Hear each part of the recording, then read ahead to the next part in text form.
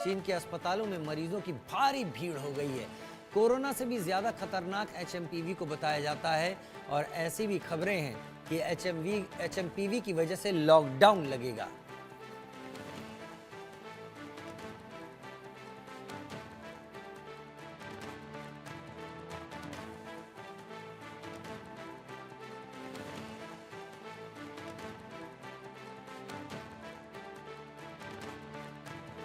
Corona से ज़्यादा खतरनाक है एचएमपीवी, इसकी वजह से लगेगा लॉकडाउन। चीन में क्या लग चुका है लॉकडाउन, ये ज़्यादा खबरें जैसे ही आएंगी हम आप तक पहुंचाएंगे। लेकिन आज से ठीक 5 साल पहले 2020 जनवरी चीन से ही कोरोना फैला था। चीन ने तब भी कोरोना के बारे में दुनिया को कोई जानकारी नहीं दी और सारा का सारा आवागमन जारी रखा, जिससे पूरी दुनिया में फैल गया।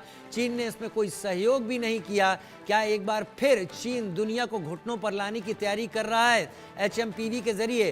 क्योंकि अब तक कहीं भी फ्लाइट्स नहीं रुकी हैं। पिछली बार की तरह इस बार भी डब्ल्यूएचओ खामोश है। डब्ल्यूएचओ चीन की तरफ ऐसा नरम रवैया दिखाता रहा लगातार कि डब्ल्यूएचओ कुछ कहीं मौजूद ही ना हो, और इस बार भी डब्ल्यूएचओ एक्टिव जरा भी नहीं है। अभी भी दुनिया को पता नहीं है चीन में हो क्या रहा है। फ्लाइट्स लगातार आ जा रही हैं। क्या संक्रमित लोग भारत में आ चुके हैं? क्या संक्रमित लोग दुनिया के दूसरे जगहों पर पहुंच चुके हैं? अगर ऐसा है और ये सच बात है तो स्थिति भयावह होने में देर नहीं लगेगी। नरेश चावला, पूर्व राष्ट्रीय संयुक्त सचिव आईएमए, मेरे साथ जुड़ गए हैं। डॉक्टर ब्रजपाल त्यागी, ईएनटी विशेषज्ञ, मेरे साथ जुड़ गए हैं। नरेश जी, पहला सवाल आपके साथ ही। 2020 में नरेश जी, जनवरी का ही समय था जब कोरोना फैलना शुरू हुआ था। चीन ने समय पर खबर नहीं दी, आवागमन जारी रखा। जब तक ये चीज समझ में आती तब तक पूरी दुनिया गिरफ्त में आ गई। 70 करोड़ लोग प्रभावित हुए, लाखों इसमें मौत का शिकार हुए। क्या इस वक्त एचएमपीवी जिस तरीके से फैल रहा है चीन में, क्या वो एक बड़े खतरे की घंटी है? देखिए, जहां तक हमें पता है कि ये आप हमें याद दिला रहे हो कि 2000 जनवरी 20 में भी चाइना में हुआ था। वो देखते देखते हमारे देश में भी, मुझे अच्छी तरह याद है कि ऑलमोस्ट मार्च में 20 को हमारे देश में भी लॉकडाउन, जो हमें पता भी नहीं था कि लॉकडाउन चीज क्या होती है, वो लग गया था। लेकिन अभी तो आई थिंक जो अभी तक स्थिति उभर के आ रही है, क्योंकि अक्सर देखा गया है जो वेस्टर्न मीडिया है वो चीन को कुरेद नहीं पाता है। होता क्या है, पता चलता है कि हॉस्पिटल में भीड़े हैं, पता चलता है कि सिमेंट्रीज में ज्यादा लाशें दिख रही हैं। तो why does not China share everything with others? After all उसमें नुकसान चाइना का भी है और बाकी देशों का तो है ही है। तो आई would say that let the good sense dawn on China, उसको फीलिंग शेयर करनी चाहिए। लेकिन जो अभी तक की स्थिति है, no case has been reported anywhere. case has been reported anywhere. Anywhere means कि not only in India, in any part of the world. तो I think अभी तो स्थिति को और गहराई से देखना चाहिए। हमारी ministry of health including ICMR वगैरह सब इसको वॉच करें, क्योंकि आप जानते हैं कि जो भी हम ये बोल रहे हैं आज, ये हमारे देश के लोग बहुत तेजी से पैनिकीनेस में आ जाते हैं। तो मैं कहूंगा नो पैनिकीनेस। बट जो मैं हमेशा कहता आया हूं कि जो हमारा वल्नरेबल जो ग्रुप है, वल्नरेबल पीपल हैं, पर्टिकुलरली छोटे बच्चे और बड़े बूढ़े, और जो जिन लोगों को कोई कोमॉर्बिडिटीज हैं, कोई कोई पहले से कोई अनकंट्रोल डायबिटीज चल रहा है, कोई heart failure, liver failure, lung failure, कोई ऑर्गन ट्रांसप्लांट, कोई एचआईवी का पेशेंट, कोई इम्यून कॉम्प्रोमाइज, एटलीस्ट वो लोग सिंपल अपना कोरोना प्रोटोकॉल फॉलो कर दें तो बहुत अच्छी बात है। देखो, आप ध्यान से अगर देखो, इंडिया में not even 0.1 to 1% people are wearing any mask. Delhi में, दिल्ली एनसीआर में इस मौसम में वैसे भी हम इन्फ्लुएंजा ज्यादा देखते हैं। और जो ये नया वायरस है एचएमपीवी, ये कोई नया वायरस नहीं है, ये 2001 से जाना जाता है। बट वायरस की खासियत ये होती है कि वो बड़ी जल्दी अपने आप को म्यूटेट कर लेते हैं, बदल लेते हैं और भयानक बन जाते हैं। तो यस, अगर हम पीछे मुड़ के देखते हैं तो वी शडर। मुझे अभी तक 2021 अप्रैल का वो जो सेकंड वेव याद है। फर्स्ट वेव तो हम बच गए थे कुछ हद तक, क्योंकि हमने लॉकडाउन अच्छा लगा दिया था। लेकिन जो सेकंड वेव ने जो हमारे देश में तबाही मचाई थी, हमने जीती जागती मौत सड़कों पे देखी है, क्लिनिक्स में देखी है। वो बड़े कि ऐसा था कि लगा जैसे कि परले आ गई है, कि दुनिया खत्म तो नहीं होने वाली, आधे लोग मर तो नहीं जाएंगे। तो आई वुड से हम सब ये सोच के भी we shudder to think, medical people and ordinary people, हजारों लाखों लोग जो एज पे थे, they have been numerous deaths. हमें वो भी याद हैं जो यमुना गंगा के तट पे जो लाशें मिली थी, लोगों के पास जलाने के पैसे नहीं थे, ये सब हमें आप सही याद कह है रहे हैं, आप आज सही भी। कह रहे हैं, पूरी कहानी आप सही कह रहे हैं। लेकिन मैं बड़ी खबर यहां पर बता दूं, फिर उसके बाद अपने दूसरे मेहमान का रुख करूंगा। महाकुंभ से एक बहुत बड़ी खबर आ रही है। वहां पर मांग की गई है कि चीन से आने वालों पर प्रतिबंध लगाया जाए। अखाड़ा परिषद ने बैन की मांग की है। 40 करोड़ लोग वहां पर आ सकते हैं, ऐसी बात है। तो उन्होंने कहा है कि अगर एक भी यहां पर इन्फेक्शन फैलेगा तो वो एक बड़ी त्रासदी को जन्म देगा। चीनी फ्लाइट्स पर रोक की मांग की गई है। पीएम मोदी से अखाड़ा परिषद ने यह मांग की है, और ये मांग गलत नहीं है, क्योंकि महाकुंभ में भीड़ बहुत ज्यादा पहुंचने वाली है और वहां पर इन्फेक्शन अगर फैलता है तो हालात खराब हो जाएंगे। डॉक्टर ब्रजपाल त्यागी मेरे साथ इस वक्त जुड़े हुए हैं। डॉक्टर ब्रजपाल, डॉक्टर नरेश चावला कह रहे थे कि पैनिकीनेस में आने की जरूरत नहीं है, लेकिन जो अनुभव हमें हासिल हो चुके हैं 2020 में, जो हालात अभी हैं, ये महाकुंभ का मौका है जब 40 करोड़ लोगों की संभावना है पूरे 1 सवा महीने में आने की। तब क्या ये डर गैर वाजिब है? क्या वाकई इन फ्लाइट्स के आने जाने आवागमन पर रोक नहीं लगनी चाहिए? आपको क्या लगता है? और यह भी समझाइए, एचएमपीवी हमारे दर्शक किस तरीके से समझे। देखिए, जो एचएमपीवी वायरस है वो आरएनए वायरस है, और ये जितने भी वायरस होते हैं वो हमारी इम्यूनिटी का फायदा उठाते हैं। बेस्ट ये रहेगा कि हम उसमें ज़्यादा स्ट्रेस में ना आके कि कोई वायरल इन्फेक्शन आके हमें पकड़ने वाला है, हम अपनी इम्यूनिटी पे ध्यान दें। तो इम्यूनिटी हम कैसे अपनी बिल्डअप कर सकते हैं? हमारा हेल्दी खाना होना चाहिए, एडिक्वेट स्लीप होना चाहिए, एडिक्वेट हाइड्रेशन होना चाहिए, स्ट्रेस हमें बिल्कुल नहीं लेना है किसी भी कंडीशन में, और उसके साथ साथ हमें स्मोकिंग नहीं करना है, और जो टोबैको प्रोडक्ट्स हैं, अल्कोहल वगैरह है, वो नहीं लेना है।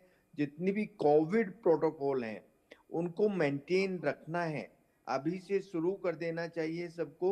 मास्क पहनना है। मास्क पहनने के दो फायदे हमें हो जाएंगे।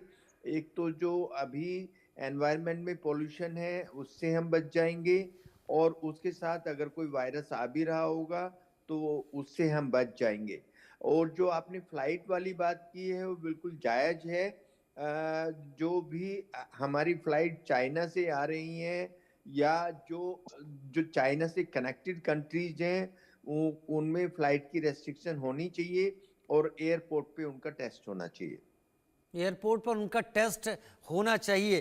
क्या क्या क्या क्या वक्त है अभी इस वक्त इस फ्लाइट ऑपरेशन को रोकने का? क्योंकि कोई नहीं जानता चीन में हो क्या रहा है। जैसा डॉक्टर नरेश चावला ने कहा, उतना पेनिट्रेशन वहां है नहीं, और पहले भी चीन ने ऐसा कोई सपोर्ट नहीं किया था।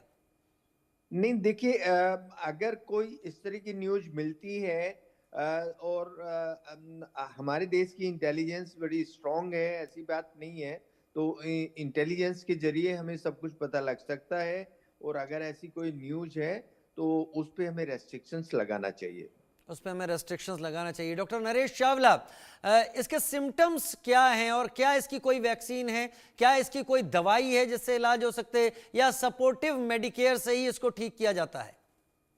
देखिए, जैसे कि मोस्टली वायरल डिसीज में होता है, इस एचएमपीवी का भी अभी तक सिम्टम लीजिए, तो इस बीच की सिंपल जब मैं खांसी आपसे जुकाम। बात कर रहा हूं, मैं माफी के साथ आपको रोक रहा हूं। डॉक्टर नरेश चावला, भारत में एचएमपीवी का पहला मामला सामने आ गया है। बेंगलुरु से खबर आ रही है, जहां पर एचएमवीवी वायरस का केस मिल गया है। 8 महीने की बच्ची को एचएमपीवी पॉजिटिव पाया गया है। बेंगलुरु, जो कि सॉफ्टवेयर हब कहा जाता है, बेंगलुरु जहां इंटरनेशनल एयरपोर्ट भी है, बेंगलुरु जहां पर देश विदेश से रोजाना लोग आते रहते हैं, वहां पर 8 महीने की बच्ची एचएमपीवी पॉजिटिव पाई गई है।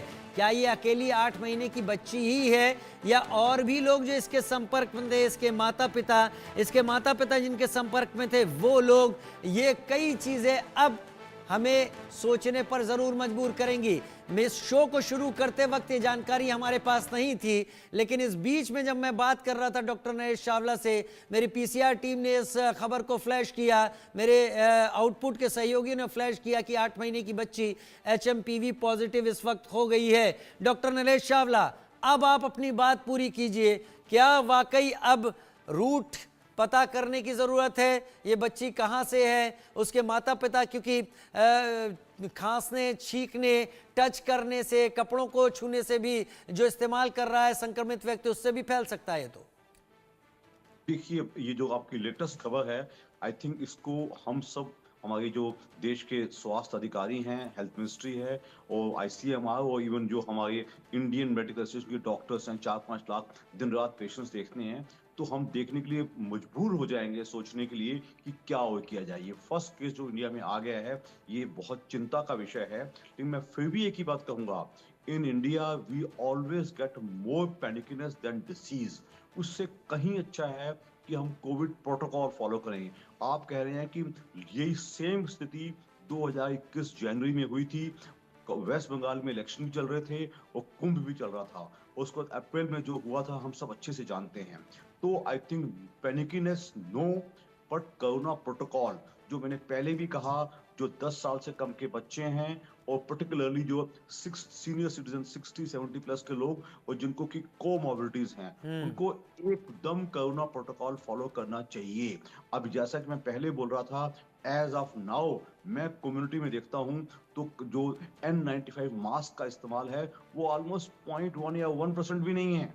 दैट मीन्स कि हम घबराए नहीं, एटलीस्ट इन लोगों को प्रिकॉशन देना शुरू कर दें तो पैनिकीनेस नहीं करनी पाएगी। आप सोच के देखो, 8 महीने की बच्ची के माँ भी होता है, बाप भी होता है, दूसरे रिश्तेदार भी होते हैं, तो दैट मीन्स ये मान के चला जाएगा कि वो चाहे लेबोरेटरी में पॉजिटिव आए ना आए, वो सस्पिशियस तो है ही ना, वो सस्पिशियस केस तो है ही और है। वो जिनके टच में थे वो भी एब्सोल्युटली, एक केस के साथ कम से कम 100 लोग टच में होते हैं, छोटे बच्चे को उठाने वाला, उसकी दाई, उसके मामा पापा, ये वो। तो आप सोच के देखिए, तो I think we need to watch the situation more closely, carefully.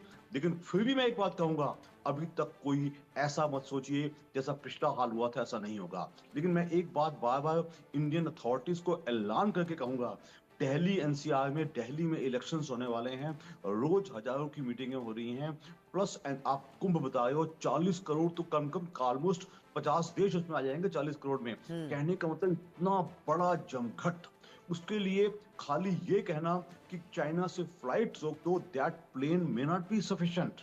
कहने का मतलब कहीं ना कहीं हमें जो ये हिंदुस्तान में भीड़ भाड़ बहुत बचाने की जो आदत सी है ना, इस आदत को कहीं रोकना पड़ेगा।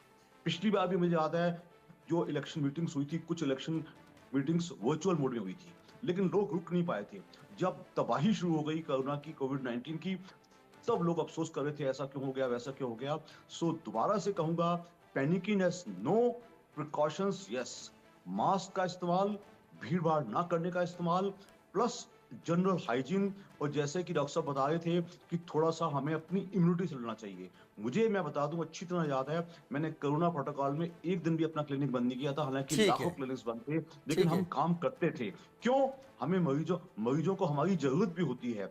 ऑनलाइन प्रिस्क्रिप्शन ज्यादा हो रहे थे। कहने का मतलब we have to be in a readiness mode. हम डॉक्टर ब्रज, लास्ट कमेंट आपका, क्या करना चाहिए? इतना ही कुछ नहीं अभी। जी जी जी, बताइए डॉक्टर ब्रज, आप बोलिए। तो हाँ जी हम चाहेंगे कि जो भी हमारा हेल्थ डिपार्टमेंट है वो अलर्ट मोड पर आ जाए। जितनी भी हमारी ICUs हैं उनको मेंटेन किया जाए, वेंटिलेटर्स को ऑपरेट करके देख लिया जाए, ऑक्सीजन सप्लाई को देख लिया जाए, और जो अभी बताया सर ने कि प्रोटोकॉल हमें सब इनिशियली वे में सब मेंटेन रखनी है, अभी से शुरू हो जाना है। तो हम ये मान के चलें कि HMPV भारत में आ गया है और उससे हमें सावधानी बरतनी है, अपनी इम्यूनिटी को स्ट्रांग रखें। मतलब इंतजार नहीं करना है, उसके लिए समय नहीं है, पहला केस आ चुका है, संभल जाएं, प्रोटोकॉल का पालन करें, सब कुछ सेहतमंद रहेगा और अच्छा रहेगा, और इस परेशानी से भी लोग आगे निकल